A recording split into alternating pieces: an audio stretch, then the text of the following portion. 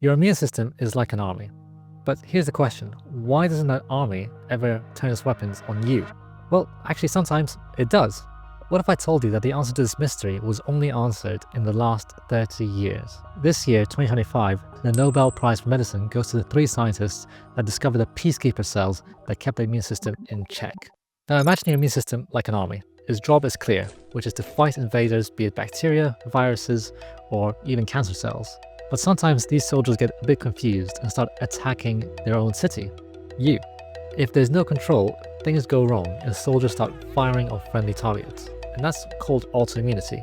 So diseases like type 1 diabetes, lupus, multiple sclerosis are all caused by autoimmune conditions. But even the biggest killers worldwide, like heart attacks and strokes, have an element of autoimmunity to them. So how does your body actually stop the immune system from going rogue? Well, for decades, scientists knew that there was some kind of command system that kept things in check, but they were missing one major part of this puzzle. They didn't know who was giving these stand-down orders. Your immune defenses actually have 2 layers. You've got the innate and adaptive immune systems. The innate system is a very generalist protection system that reacts to any kind of damage. On the other hand, the adaptive immune system is trained to fight against specific targets.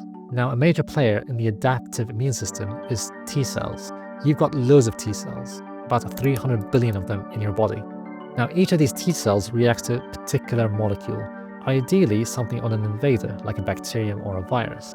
But because we make so many of these T cells, we sometimes make ones that react to the wrong targets, like ourselves. There is a particular filtering system called central tolerance that stops many of these T cells from reaching the rest of our body. So at the site where T cells mature and develop, which is in an organ called the thymus, sitting in the top of the chest, the T cells are filtered out if they are reacting to yourself.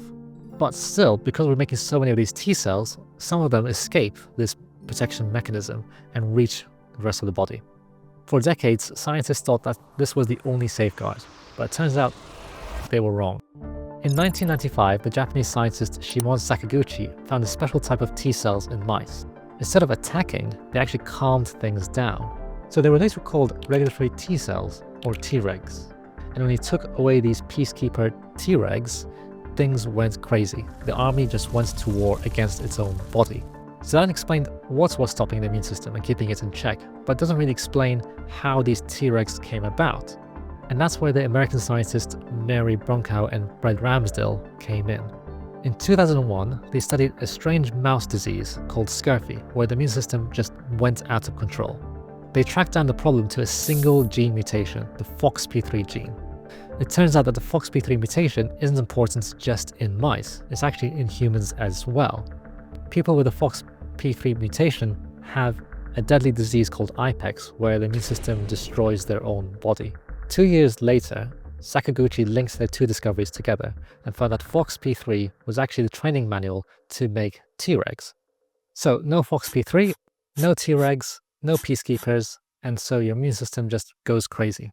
So how do Tregs actually maintain order? They do that in 3 main ways. So firstly, they release cytokines, which are signaling molecules. They release ones that specifically calm things down, like interleukin-10 and TGF-beta. Secondly, they eat up the signaling molecule that's important for other aggressive immune cells to develop, interleukin-2. So Tregs binds interleukin-2 much more strongly than other T cells, and so they starve out other cells from developing. And thirdly, Tregs directly interact with other immune cells to shut them down. So why does this deserve a Nobel Prize? Well, this discovery changed how we viewed the immune system as a whole and opened up a whole different field of immunology. We used to think that all the filtering was done at the site where the T cells were maturing, but actually now we know that it can happen anywhere in the body.